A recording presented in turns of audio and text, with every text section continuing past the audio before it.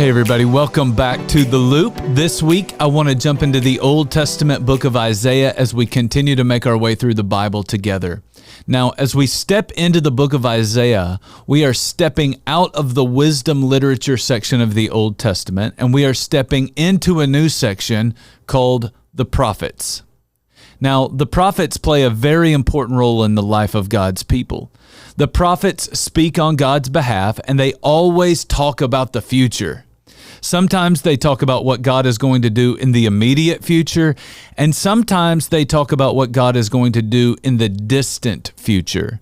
You actually see both in the book of Isaiah. With that being said, let's jump in and see what we can learn together. I think Isaiah chapter 1, verse 4 will prove to be enough for one day.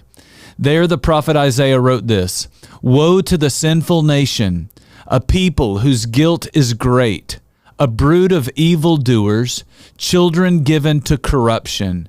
They have forsaken the Lord, they have spurned the Holy One of Israel and turned their backs on him."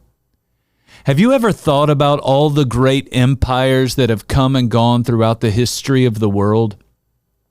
About 10 years ago, Business Insider published an article called "The 10 Greatest Empires Throughout the History of the World." In the article, they said this, "As the decline of the U.S. is being hailed in the news and opinion of the world, we thought it would be interesting to look at the biggest empires of the past.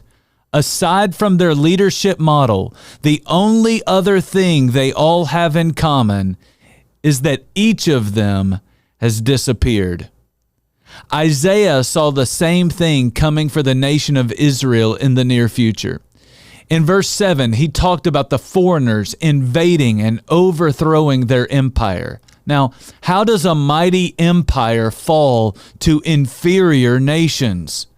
He told us back in verse 4, we lose the favor of God by turning our backs on God. I don't know if it's too late for America, but I do know this. We can never go wrong by turning back to the God who loves us and only wants what is best for us.